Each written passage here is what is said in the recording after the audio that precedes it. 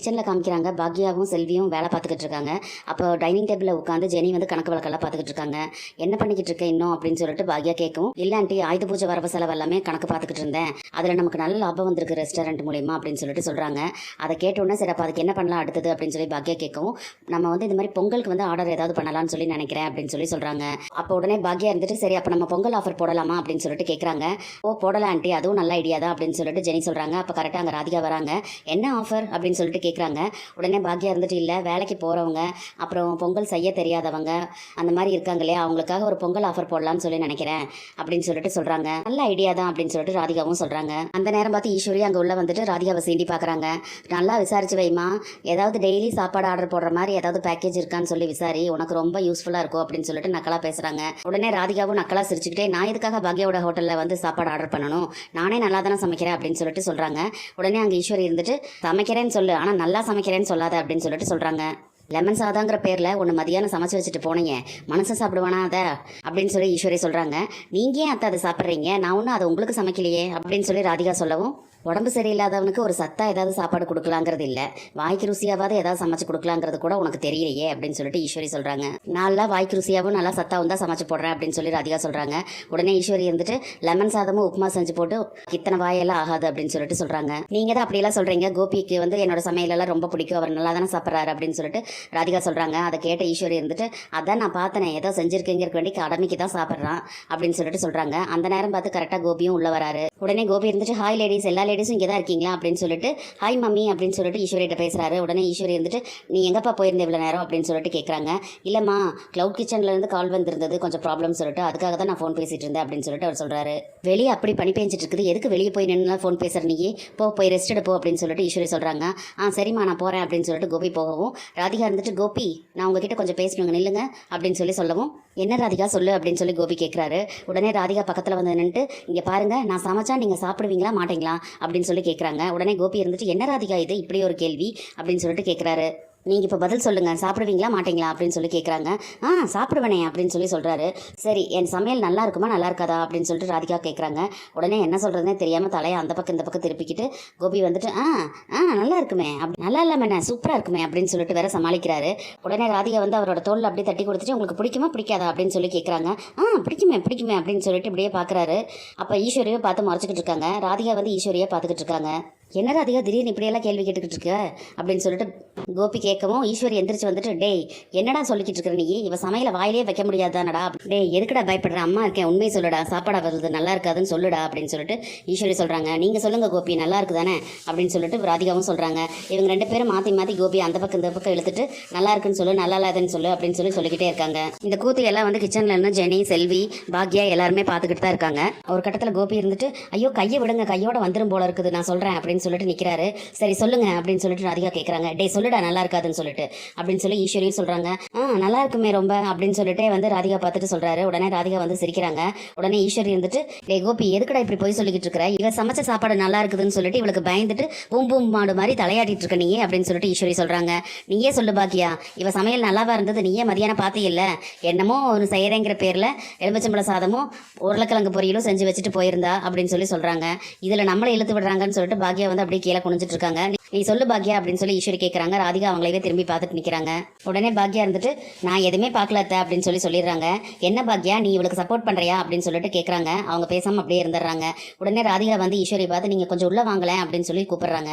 எங்க அப்படின்னு சொல்லி ஈஸ்வரி கேட்குறாங்க. ஒன்றும் இல்லை நீங்கள் கொஞ்சம் இங்கே வாங்க, ஒன்றும் இல்லை நீங்கள் கொஞ்சம் அங்கே வாங்கலேன் அப்படின்னு சொல்லிட்டு ராதிகா சொல்கிறாங்க. உடனே ஈஸ்வரி இருந்துட்டு கோபி நீ இங்கேயே இருப்பா நான் வந்துடுறேன் அப்படின்னு சொல்லி சொல்கிறாங்க. உடனே கோபி இருந்துட்டு நான் எங்கேயும் போகல, இங்கேயே தான் இருக்கேன், நீங்கள் வாங்க அப்படின்னு சொல்லி சொல்கிறாங்க. உடனே ஈஸ்வரி கூப்பிட்டு ராதிகா வந்து ஒரு ஓரமாக எங்கேயோ போகிறாங்க. வாங்கத்த அப்படின்னு சொல்லிட்டு ஒரு ஓரமாக நிற்க வச்சுட்டு உங்களுக்கு இப்போ என்ன தான் பிரச்சனை அப்படின்னு சொல்லிட்டு ராதிகா கேட்குறாங்க. உடனே ஈஸ்வரி இருந்துட்டு நீ தான் எனக்கு பிரச்சனை, நீங்கள் என் பையனை சரியாகவே கவனிக்கிறதில்ல அப்படின்னு சொல்லிட்டு சொல்கிறாங்க. என் பையன் உடம்பு சரியில்லாதவன், அவனுக்கு நீ ஒழுங்காகவே சமைச்சு போடுறதில்ல அப்படின்னு சொல்லிட்டு ஈஸ்வரி சொல்கிறாங்க. அதை கேட்ட உடனே உங்கள் பையன் அப்படி சொன்னார் அவங்ககிட்ட அப்படின்னு சொல்லிட்டு ராதிகா கேட்குறாங்க. அதான் பார்த்தாவே லட்சணம் தெரியுது அப்படின்னு சொல்லிட்டு ஈஸ்வரி சொல்கிறாங்க. நான் இந்த வீட்டில் வந்து இருக்கிறதே உங்களுக்கு சுத்தமாக பிடிக்கல, அதானே நீங்கள் என் மேலே கோபமாக இருக்கீங்கன்னு சொல்லிட்டு எனக்கு தெரியும். அந்த கோபத்தை தீர்த்துக்கிறதுக்காக என்கிட்ட வேணும்னே என் மேலே பழிய போட்டு என்கிட்ட பிரச்சனை பண்ணிக்கிட்டே இருக்கீங்க அப்படின்னு சொல்லிட்டு ராதிகா சொல்கிறாங்க. எனக்கு வேறு வேலை இல்லை பாரு, உடம்பு சரியில்லாத நேரத்தில் அக்கறையாக கவனிச்சுக்கிறக்கு ஆள் இல்லாமல் தவிக்கிறானே அப்படிங்கிற ஒரு அக்கறையில் தான் நான் சொன்னேன் அப்படின்னு சொல்லிட்டு ஈஸ்வரி சொல்கிறாங்க. உங்கள் அக்கறையை வந்து உங்கள் மனசுக்குள்ளேயே வச்சுக்கோங்க அப்படின்னு சொல்லிட்டு என் மேலே இருக்கிற கோவத்தை கோவத்தில் அதை இதையும் சொல்கிறது, எனக்கு கிண்டல் பண்ணுறது, கமெண்ட் பண்ணுறது, அந்த வேலையெல்லாம் வச்சுக்காதீங்க. அதுக்கப்புறம் நான் சும்மா இருக்க மாட்டேன் பார்த்துக்கோங்க அப்படின்னு சொல்லிட்டு ராதிகா வந்து ஈஸ்வரி மிரட்டுறாங்க. நான் என்ன வேணாலும் பண்ணுவேன், நீ என்னடி பண்ணுவேன் அப்படின்னு சொல்லிட்டு ஈஸ்வரி கேட்குறாங்க.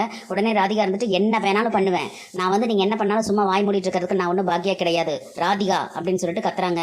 அவங்க பேசுனதை கேட்ட உடனே அப்படியே ஈஸ்வரி பயந்து போயிடுறாங்க. உடனே ஈஸ்வரி இருந்துட்டு என்னடி என்னையவே மிரட்டுறியா நீ அப்படின்னு சொல்லிட்டு கேட்குறாங்க. உடனே ராதிகா இருந்துட்டு நான் யாரையும் மிரட்டல, நான் வந்து கோபிக்காக இருக்கேன், நான் வந்து அவரை நல்லா கவனிச்சுக்குவேன், நீங்கள் வந்து வயசான காலத்தில் பேர பிள்ளைங்களோட விளையாண்டமா சாப்பிட்டமா சந்தோஷமா இருந்தமான்னு சொல்லி இருங்க, அதை விட்டுட்டு அநாகரிகமாக அடுத்தவங்க குடும்ப விஷயத்தில் தலையிடாதீங்க அப்படின்னு சொல்லிட்டு சொல்கிறாங்க. அதை கேட்ட உடனே ஈஸ்வரி இருந்துட்டு என்னது கோபி வந்து எனக்கு அடுத்தவனா அப்படின்னு சொல்லிட்டு கேட்குறாங்க. உடனே ராதிகா வந்து அப்படின்னு சொல்ல வரதுக்குள்ள ரூம்குள்ளே வந்து கோபி வந்துடுறாரு. கோபியை பார்த்தோன்னா ராதிகா இருந்துட்டு நீங்கள் எதுக்கு இப்போ இங்கே வந்தீங்க அப்படின்னு சொல்லிட்டு கேட்குறாங்க. இல்லை டைனிங் ஹாலில் நம்ம எல்லாரும் பேசிக்கிட்டு இருந்தோம், நீ சடனாக அம்மா உள்ள கூப்பிட்டுட்டு வந்தியா, அதனால தான் நான் அப்படியே வந்தேன் அப்படின்னு சொல்லிட்டு சொல்கிறாரு. உடனே ராதிகா இருந்துட்டு அது ஒன்றும் இல்லை கோபி, உங்களோட ஹாஸ்பிட்டல் ஃபைலெல்லாம் எங்கே இருக்குன்னு சொல்லிட்டு அத்தைக்கிட்ட எடுத்து கொடுக்க சொல்லி கேட்டுக்கிட்டு இருந்தேன், அத்தைக்கு வந்து மறந்துருச்சு அப்படின்னு சொல்லிட்டு சொல்கிறாங்க. ராதிகா இப்படி சொன்னதை கேட்ட உடனே ஈஸ்வரிக்கு அதை விட பயங்கர ஷாக்காகி அப்படியே நின்றுக்கிட்டு இருக்காங்க. ஓ அப்படியா அப்படின்னு சொல்லி கோபி சொல்லவும், ஆமாம் வயசாகுது இல்லை அதான் மறந்துட்டாங்கன்னு நினைக்கிறேன், யோசிச்சுட்டு நிற்கிறாங்க அப்படின்னு சொல்லிட்டு சமாளிக்கிறாங்க. ராதிகா ஃபைல் எங்கிட்ட கேட்டிருக்கல ராதிகா, இரு நான் எடுத்து கொடுக்குறேன் அப்படின்னு சொல்லிட்டு கபோர்டு ஓப்பன் பண்ணி கோபி வந்து அந்த ஃபைலெல்லாம் எடுத்து கொடுக்குறாரு. ராதிகா அப்படி பேசின அதிர்ச்சியிலேயே வந்து அப்படியே பித்து பிடிச்ச மாதிரி நின்றுட்டு இருக்காங்க ஈஸ்வரி. கோபி ஃபைலை கொடுத்தோன்னே சரி வாங்க நான் உங்களுக்கு மாத்திரை எடுத்து கொடுக்குறேன் அப்படின்னு சொல்லிட்டு ராதிகா சொல்கிறாங்க. என்ன நீ வந்து இன்னும் கோபிக்கு மாத்திரையெல்லாம் கொடுக்கலையா அப்படின்னு சொல்லிட்டு உடனே ஈஸ்வரி கேட்குறாங்க. இல்லை மாத்திரை எடுத்து கொடுக்கலான்னு தான் இருந்தாத்த, அதுக்குள்ளே அவர் ஃபோன் பேச போயிட்டாரு அப்படின்னு சொல்லிட்டு ராதிகா சொல்கிறாங்க. நீங்கள் வாங்க கோபி நம்ம போகலாம் அப்படின்னு சொல்லிட்டு முன்னால் கோபி போகிறாரு. ராதிகா வந்து பின்னாலேயே ஃபைல் எடுத்துகிட்டு போகிறாங்க. போகும்போது ராதிகா வந்து ஈஸ்வரி அப்படியே முறைச்சிக்கிட்டே போகிறாங்க. ஈஸ்வரி வந்து அப்படியே அதிர்ச்சியிலேயே அப்படியே நின்றுட்டு இருக்காங்க. ரூம்குள்ளே போனோன்னா ராதிகா வந்து கோபிக்கு மாத்திரையெல்லாம் எடுத்து கொடுத்துட்டு இருக்காங்க.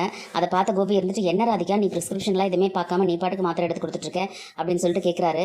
எந்த வேலைக்கு எந்தெந்த மாத்திரைன்னு சொல்லிட்டு எனக்கு நல்ல மனப்பாடமே ஆயிடுச்சு அப்படின்னு சொல்லிட்டு ராதிகா சொல்கிறாங்க. ஓ அப்படியா நைஸ் அப்படின்னு சொல்லிட்டு இருக்காரு கோபி. ராதிகா வந்து மாத்திரை எடுத்து கொடுத்துட்டு தண்ணி எடுக்கிறதுக்காக திரும்பும்போது ராதிகா எடுத்து கொடுத்துருக்கிறது சரிதானா அப்படின்னு சொல்லி சந்தேகப்பட்டுட்டே வந்து எட்டி பார்க்குறாரு கோபி. உடனே ராதிகா வந்து தண்ணி கொடுத்த உடனே அலங்காப்பில் பேசாமல் வாங்கி குடிச்சிடுறாரு. அதுக்கப்புறம் உட்காந்துட்டு உனக்கு தான் வந்து என் மேலே எவ்வளோ அக்கறை ராதிகா அப்படின்னு சொல்கிறாரு. உடனே ராதிகா இருந்துட்டு எனக்கெல்லாம் உங்கள் மேலே அக்கறை இருக்க தான் செய்யுது, உங்களுக்கு என் மேலே அக்கறை இருக்கா அப்படின்னு சொல்லிட்டு கேட்குறாங்க. உடனே கோபி இருந்துட்டு ஏன் இல்லாமல் நிறைய இருக்குது அப்படின்னு சொல்கிறாரு. அப்போ அப்படி இருக்குது உண்மை அப்படின்னா தேவையில்லாமல் என் விஷயத்தில் வந்து கமெண்ட் பண்ண வேண்டாம்னு சொல்லிட்டு உங்கள் அம்மா கிட்ட சொல்லுங்க அப்படின்னு சொல்கிறாங்க. ஓ நீ அவங்க சாப்பாடு விஷயத்த சொன்னதை பற்றி சொல்கிறியா அப்படின்னு சொல்லிட்டு கோபி கேட்குறாரு. அது ஆரம்பம் தான், அதை ஒன்றொன்னா பிடிச்சிக்கிட்டு நூல் பிடிச்சிட்டே வருவாங்க, அப்புறம் ஏதாவது ஒன்று சொல்லிக்கிட்டே இருப்பாங்க அப்படின்னு சொல்லிட்டு ராதிகா சொல்கிறாங்க. உடனே கோபி வந்து அப்படிங்கிற மாதிரி சொல்லிட்டு சிரிக்கிறாரு. உடனே ராதிகா வந்துட்டு இப்போ எதுக்கு நீங்கள் சிரிக்கிறீங்க, நீங்கள் என்னை இங்கே கூட்டிகிட்டு வரும்போது என்ன சொல்லி கூட்டிகிட்டு வந்தீங்க அப்படின்னு சொல்லிட்டு ராதிகா கேட்குறாங்க. அதான் சொன்னனே ராதிகா, நீ இல்லாமல் மயு இல்லாமல் என்னால் வாழவே முடியாது, நான் உன்னை ரொம்ப நேசிக்கிறேன் அப்படின்னு சொல்லி தான் நான் கூட்டிகிட்டு வந்தேன் அப்படின்னு சொல்கிறாரு. நான் அதை சொல்லலை, உங்கள் அம்மாவால் எனக்கு எந்த பிரச்சனையும் வராதுன்னு சொல்லி தானே நீங்கள் கூட்டிகிட்டு வந்தீங்க அப்படின்னு சொல்லி கேட்குறாங்க. ஆமாம் அப்படின்னு சொல்லி கோபி சொல்லவும், அப்போ முதல்ல அதை பண்ணுங்க, அதை விட்டுட்டு வேண்டாததெல்லாம் பண்ணிக்கிட்டு இருக்காதீங்க அப்படின்னு சொல்கிறாங்க. ராதிகாக்கு ஈஸ்வரிக்கு இடையில மாட்டிக்கிட்டு கோபி வந்து பயங்கரமாக முடிச்சுக்கிட்டு இருக்காரு. இனி என்னெல்லாம் நடக்க போகுதுன்னு சொல்லி நம்ம பொறுத்திருந்து பார்க்கலாம் ஃப்ரெண்ட்ஸ். நம்ம வீடியோ பிடிச்சிருந்தா லைக் பண்ணி சப்ஸ்கிரைப் பண்ணுங்கள். தேங்க்யூ.